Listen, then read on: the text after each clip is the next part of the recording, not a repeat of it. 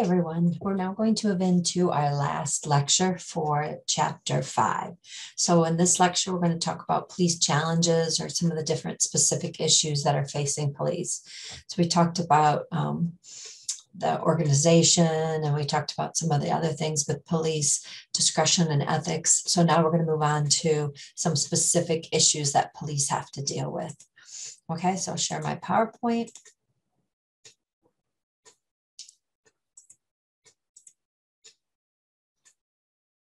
Hopefully you can see that.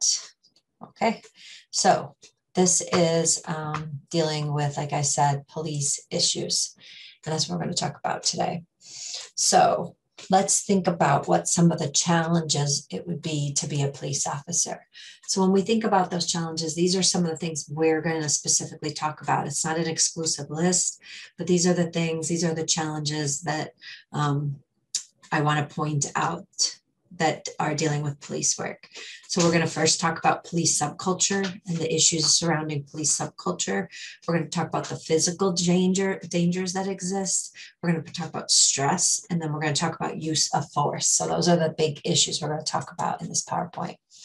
So the first thing I want to ask you, if we're going to talk about police subculture, I want you to think about what are the traits of most police officers. So if you had to sit right now and write a list of traits that you think make up most police officers, what would those traits be? What would you list on your list? What would you put on your list?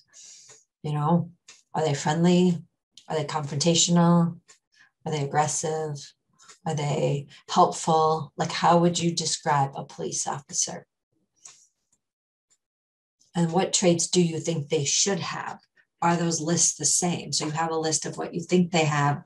What about what they should have? Are those the same thing? Okay, so there's been a lot of research revolving around who makes up police officers and who makes a good police officer.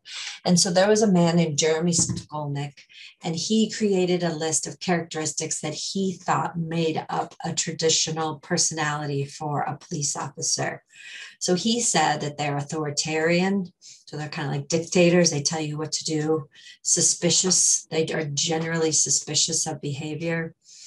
They can be insecure, honorable, cynical, which means they see the glass half empty instead of half full, hostile, loyal, secretive, conservative. And what they mean by conservative is not necessarily political party. It could be political party, but more they mean in how they dress and how they act. They tend to be, understated and more conservative, individualistic, efficient, and prejudice. So do you agree with that list? Would you agree with those characteristics on that list? Do they match some of the characteristics that you had on yours that you wrote down? And do you agree with this? So, because this is just somebody's research, so it's just what they decided.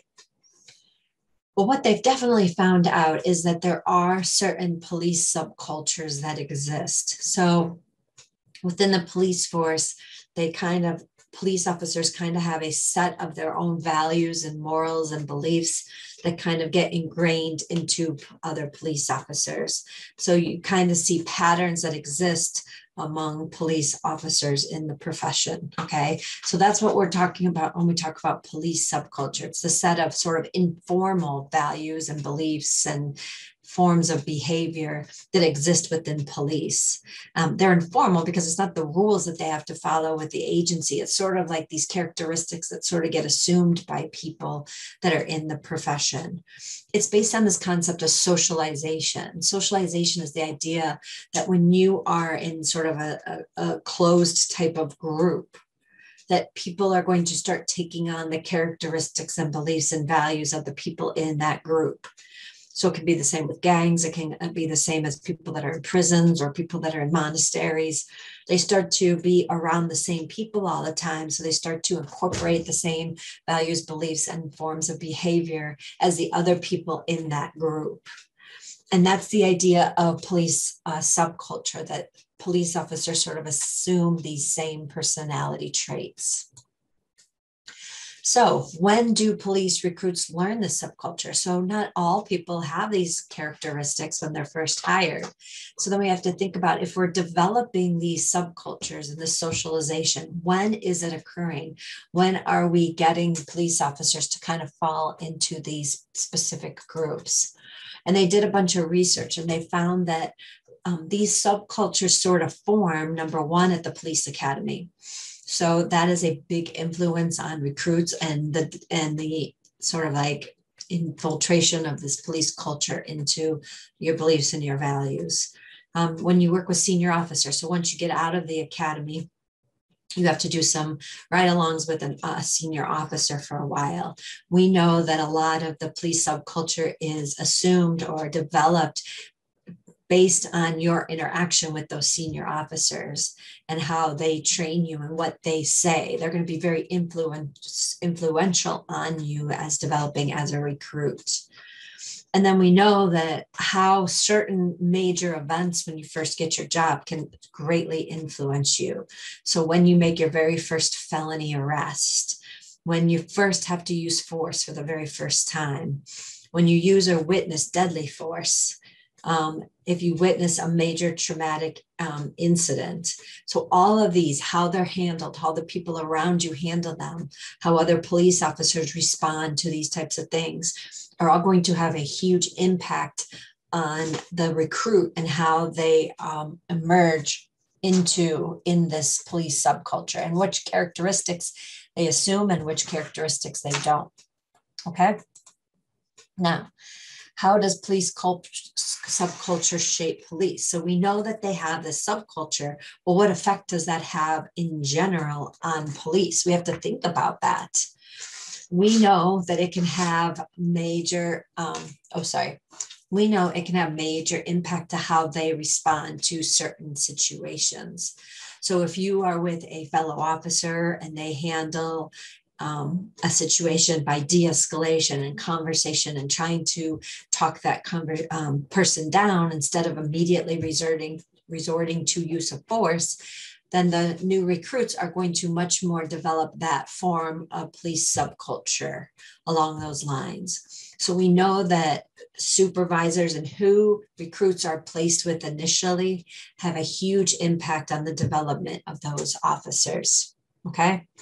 So one of the next issues we want to talk about was the physical dangers of police. So when you are talking about becoming a police officer, you have to consider the fact that it is a dangerous job. You are facing people that most others in society don't want to be around. You're seeing bad situations that other people don't want to see. I've had people say that police are the protectors to keep average citizens from really seeing all the evil that exists in the world. And I think that's true to a certain extent. Police officers have to see that evil. They have to be aware of all the things that are happening when a lot of average everyday citizens don't understand and don't see the things that police officers see. So when you talk about these dangers, you have to think about use of force. When is it appropriate to use force? How much force is appropriate? When is it better to de-escalate a situation? The other physical danger is stress. It's a very stressful job. It's always ranked as one of the most stressful jobs. So how are you going to deal with that? Because stress can have physical reactions on your body. So what are the ways you're going to get around? You're seeing these bad things. You're faced with dangerous situations. You're going to have to use force. How are you going to deal with the stress that comes with those certain incidents? Okay, so let's think about the violence of the situation. So you are going to see violent and accidental deaths. Okay, you are going to be faced with dangerous situations. So I want to open the video and I'm going to show you a little video. And I want you to think about how you would respond to this situation. In the middle of a 100-mile-an-hour chase in Montana. Okay, so let me open it for you so you can see it.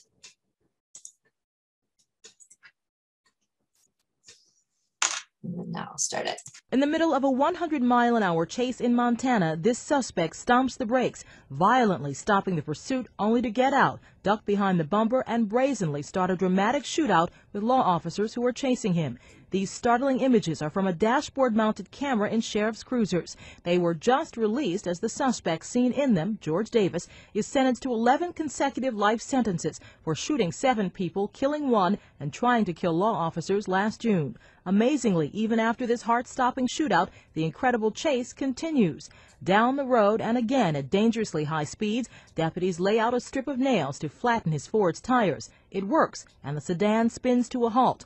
Officers hot on his trail take no chances this time, ramming his car at full speed to end the nearly deadly chase once and for all. Sadly, it's not a training video. It's tragic reality caught on tape. An unforgettable guide for dealing with the world's most reckless criminals. Carlotta Bradley, The Associated Press. So the question then becomes, how do you handle those situations? Like, what are you going to do in those situations? So when you're faced with these crazy things and people acting crazy, you have to ask yourself, how are you going to respond? So picture yourself in that situation. You're driving, it's a normal day, everything's calm, everything's working well. And all of a sudden you're in this full shootout. People are trying to shoot at you and kill you. They want to kill you. And you have to think about, how are you going to feel in that situation? What are you going to do? How are you going to respond? And you have to be prepared to face those situations because you're going to see them if you are a police officer. Now, hopefully, if you work in a more rural setting, you won't see those situations very often. You do see them much more in a big city. So depending on where you choose to work can also affect how often you're going to be faced with these situations. But don't think just because you're working in a rural situation as a department that you're not going to face these. Just recently, people were shooting at the Genesee County sheriffs. So you have to be really careful and know that before you go into this, that those are situations you're going to be facing. Just so you know, they have this site that's talking about officers that are killed in the line of duty. And this is just a chart that kind of shows you how many officers were killed with all kinds of different things. So it's not always just police work. Sometimes it's accidents, vehicle accidents, things like that kill police officers. Now, this is a couple of years old, but if you click on, or if you go to this website, it's really cool. It shows you all of these statistics. You can look up specific officers. You can sort by states and see the officers in your state that are killed in the line of duty. And so it's really important to understand what you're getting in and how these things happen. I've just heard, I saw recently too, that they said that COVID is the leading cause of death right now among police officers. Okay, so what do you think are the characteristics of an officer killed in the line of duty? So we did say there are accidents and things like that, but if we had to do some research and find out what makes somebody more vulnerable or more likely to be killed in the line of duty, what kind of characteristics, how would we describe those people that are more likely to have that happen? And they've done a lot of research, and they have shown that a lot of times the officers that are killed in the line of duty are the officers that are kind of good-natured, a little more easygoing. They're conservative in their use of force, meaning they're not going to be ones to jump to use of force immediately. They're often very well liked in the community and work well with community policing and community services. They're usually friendly to everyone, laid back, easygoing. And one of the main features a lot of times is they fail to wear their protective vest because they're too trusting and they don't wear their vest at work. So these are the characteristics. That doesn't mean you have to be mean and nasty and grouchy, but you just have to be aware of some of these characteristics. Now, we said it's a dangerous profession. Another dangerous thing would be stress and fatigue. So you may be facing these situations that are very, very stressful. And also you may be working very long hours. You may have to work super long shifts. You may have to go in for extra overtime if they need you. So you always have to be aware that stress and fatigue can be a major factor in police work. So what makes it so stressful? All kinds of things, people shooting at you and other things. Like, think about this situation. A 19-year-old girl is brutally raped while walking home from the library after a night college class. You are the responding officer. What do you do? So on top of being in danger your own personal life, emotionally, it can be a really stressful job. You're having to deal with victims that are a victim of horrible, heinous crimes. You're going to have to be able to speak to and communicate with these victims. You're going to be able to have to ask them questions while being empathetic and understanding what they're going through. If victims don't make it, you have to go to their house and you're going to be the one delivering the bad news to their family. So there is also, on top of the physical violence that can occur, you have to be aware of the emotional drain that this job can also have. Okay, so dealing with victims is often another stress-causing thing. Another thing that can be stressful is the fear of disease. You may worry about catching disease because you're going to be exposed to things that other people may not. So the term pathogen is just a disease-causing agent. So anything that can cause disease. And when you're a police officer, you're going to be around a lot of things that can cause disease. It can be bloodborne pathogens.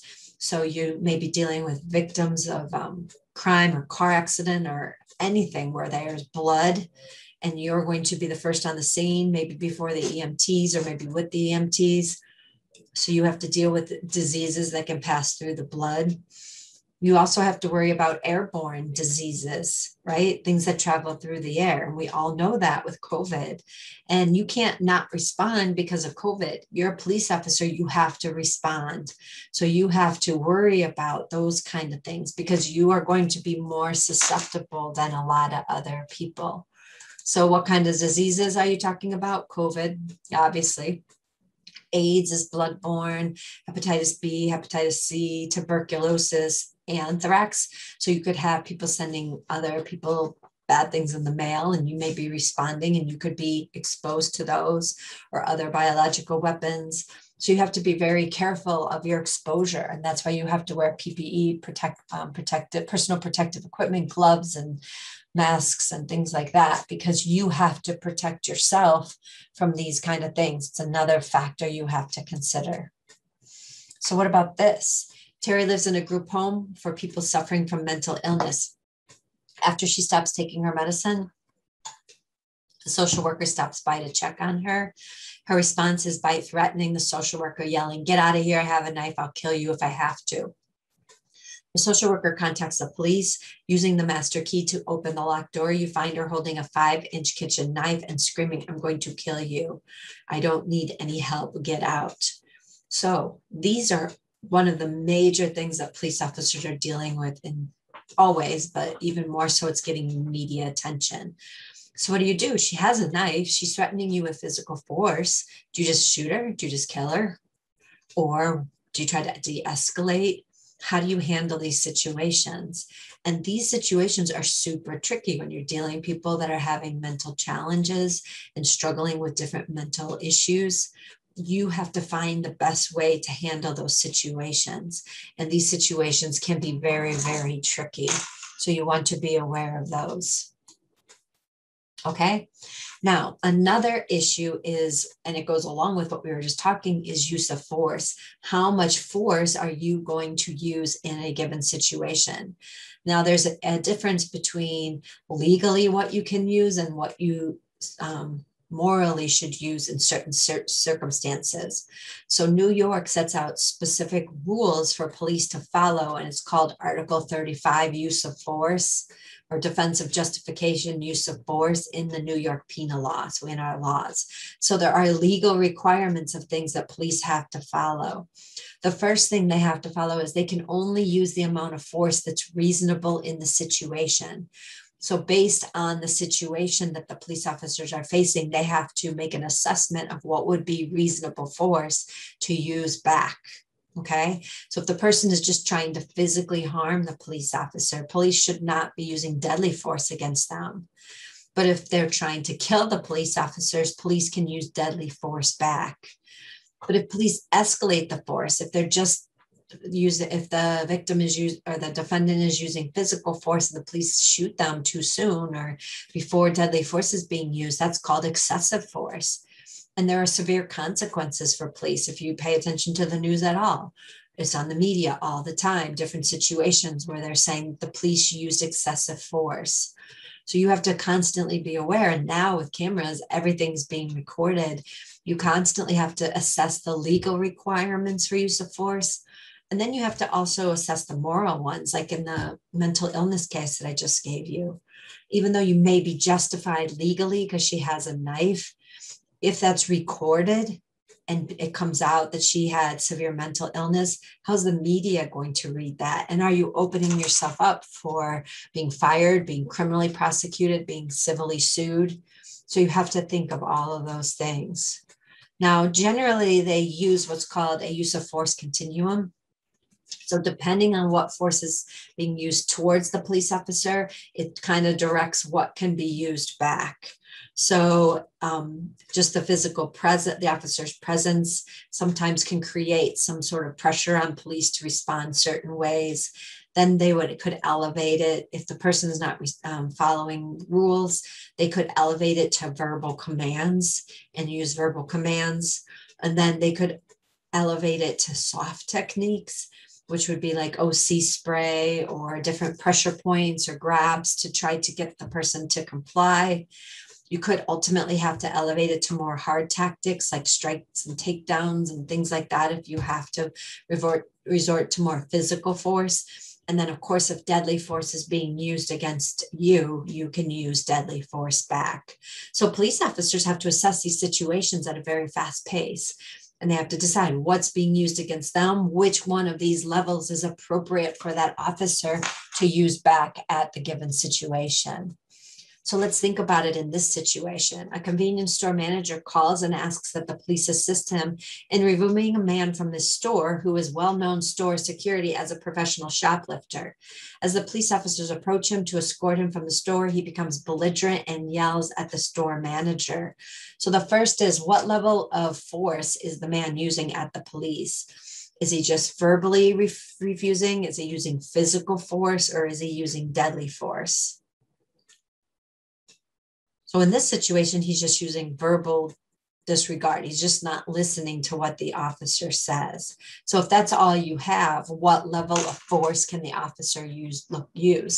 So where you're looking at the use of force continuum, if they're just failing to obey commands, you're probably going to be down at the lower level of what you can use. You're going to start with your physical presence. You're going to then resort to verbal commands to try to get them to comply. And you may have to use soft techniques to get them to comply. So then the question is, what if when you go to use these soft techniques, the guy pulls a knife? Well, then the man has escalated it to deadly force, so police could use deadly force back. They can escalate up to a higher level of force if it's necessary based on how the person responded. So a lot of times when you hear it on the news and people are saying, oh, they used too much force, they killed the person they shouldn't have, there's always a discussion. Did the person have a weapon, or were they threatening the life of the police officer in some way? Because if a police officer responds with deadly force, they are going to have to justify that by pointing to something that made them believe that deadly force was going to be used against them. And they're going to have to justify that in the courts and with their supervisor. So they have to be very careful. Now, one of the other things that we have to discuss is the idea of prejudices. What's the idea of prejudice? So prejudice is making an opinion about somebody just based on some characteristic. So it could be race, it could be gender, it could be ethnicity, it could be skin color, it could be religion. So prejudice is when you prejudge somebody based solely on these characteristics before you have more information about them. So there is a lot of issues with police making these prejudged decisions based oftentimes on race or ethnicity. And we call that racial profiling. So racial profiling is when police make a decision about a certain group of people based on these characteristics without really knowing the facts. So racial profiling is targeting individuals for suspicious crime just based on these characteristics: race, ethnicity, gender, national origin, religion. So if you're a police officer, you have to be very, very careful that you don't use these factors in making your decision. So when you go to arrest somebody, or is your suspicions heightened just because of their color or just because of their religion?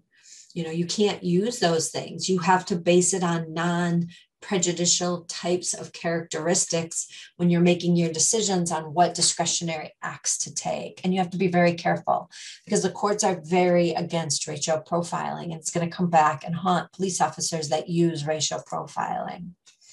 So, true or false, racial profiling. In order to reduce drug trafficking, police officers are told to pull over vehicles under the seatbelt pretext. They are told to pull over every 10th driver. So would that be racial profiling? Are you using a characteristic, or are you using it just a standard, like every 10 drivers? And since it's every 10 drivers, that's not racial profiling. But what about this? In order to reduce drug trafficking, they are told to pull over vehicles under the seatbelt pretext. They receive a description of vehicles and ethnic groups to look out for on patrol. So, well, we know a lot of people that are Hispanic don't wear their seatbelts. So now if you see a Hispanic person, give it extra special attention to see if they have their seatbelt on.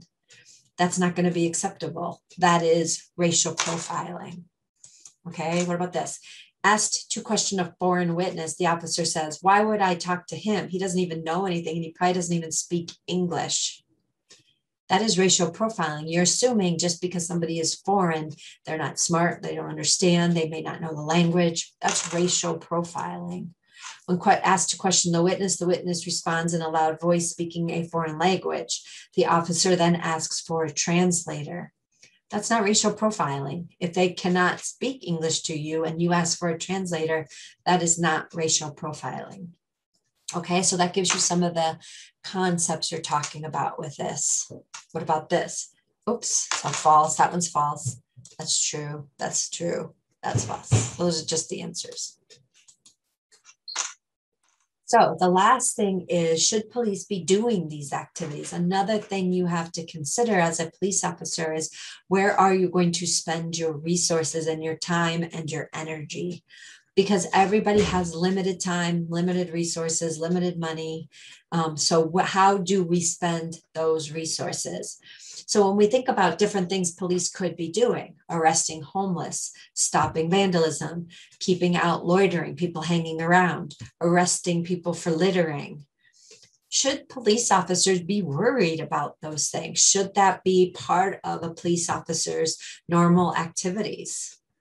And we did talk about part of police mission and duty is to preserve the peace, to, prevent crimes from happening. So maybe some of these activities could go towards that mission or goal that police are going to be trying to achieve. But we also have to think, if a police officer is spending their time and energy arresting for these more minor offenses, what's the cost to the police officer? So you only have this much time in a day.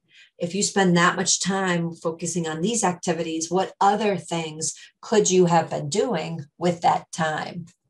So you always have to understand that you lack resources. And I don't mean just money. Police departments always lack money. They always need more money for more officers, more equipment, more supplies, but also time and energy is a resource. So we have to constantly balance as a police officer, where are we going to spend our time and resources to best satisfy our police mission? And we're going to have to make choices, and sometimes discretionary choices, on how to allocate those resources to best meet our mission. Okay. So what I want you to do is read through this, stop the video and read through this. And you are police dispatch, you receive 7 calls in 10 minutes. So they're just coming in. Right now, there's only 3 officers that are on duty, and you have to decide how to handle the situation. So now you have limited resources. How are you going to allocate those resources? So read through each of the calls and decide, how are you going to handle it? What are you going to do? Which 3 are most important? What order are you going to send them in? Okay, so really think through each of these. There's really no right or wrong answer, but I just want you to think how you would handle that based on limited time, limited resources. So when you've thought through all of it, you can start the video again. Now, one of the last things I want to talk about is what we call police accountability. So we said that you have to properly make discretionary choices at a very, very fast pace. So you're making use of force decisions. You're talking about de-escalation or escalation of force. You're talking about how to handle people with mental illnesses and difficulties and things like that. So what happens if you make the wrong choice? What if you make a wrong decision about use of force and there's excessive force and they have it on a video? What's going to happen? How are they going to hold police accountable? So there's lots of different ways that police can be held accountable. A lot of large departments have what are called internal affairs units. So their job is to investigate claims against police officers. So if somebody makes a claim that the police officer was not doing their job properly, the internal affairs unit can come in and investigate. The FBI will also come in a lot of times and investigate different departments if there's not an internal affairs unit. Some departments have what are called civilian oversight or citizen complaint areas. So if a citizen files a complaint, you'll have a group of citizens that sit down and talk about that complaint and what should happen with that complaint. You can have criminal liability. So that's the George Floyd case. They went after the officer and actually criminally charged the officer, and the officer was found guilty. So that is a possibility. Criminal liability, police can go to jail for their decisions.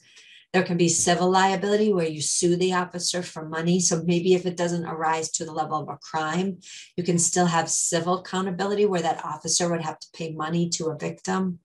And then there could be other departmental sanctions. So you could get, you could put suspended for a while. You could get suspended without pay. You could get fired. So there might be departmental sanctions that you have to hold you accountable. Now, there's lots of arguments of whether these things work or they don't work. But those are the different tools that we currently have to help hold police accountable.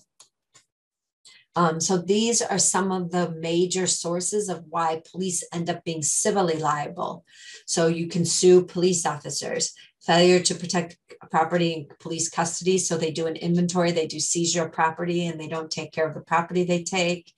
Negligence for the care of suspects in their custody. So you don't pay attention to what's happening to them. That was the Gray case out of Baltimore. They threw him in the back of like a paddy wagon station to drive him to the station, and the car was turning and they think he was thrown all around the back and he suffered head injuries and died. Failure to render proper emergency medical assistance. So we've talked about this in the past. You have to provide medical assistance or you could be sued. Failure to prevent foreseeable crimes. So if you see something happening, you just stand there and ignore it, you can be responsible for that. Failure to aid citizens, that's part of your mission. Lack of disregard for the safety of others, so reckless driving types of things, false arrest, false imprisonment. We talked about use of force, inappropriate, excessive use of force, unnecessary assault and battery, which also goes to excessive force, malicious prosecution, so going after people just because you don't like them for some not valid reason. Could be race, it could be you just don't like them. Violation of constitutional rights. So if you are blatantly violating people's constitutional rights, they can sue for that. Unfair and inequitable treatment. So that's racism, obviously, and then racial profiling. So those are just some of them. So that's the end of the lecture. So this is just a little review. So read through this, try to fill in the blanks, stop the video. And when you're all set, I will click and then you can see if you got it right. So hopefully you got them all right. So that is the end of chapter 5. So what we will be doing then next week is we're going to move on and start talking about police procedure. What are the actual procedures, constitutional procedures that police have to follow when they stop and question somebody, when they search and seize evidence, when they interrogate. So we're going to quickly go through a lot of those procedural requirements. One of my favorite chapters because I teach a whole class on it, criminal procedure law. So that's what we will talk about next week. So I hope you have a great rest of your week, and I will see you next week.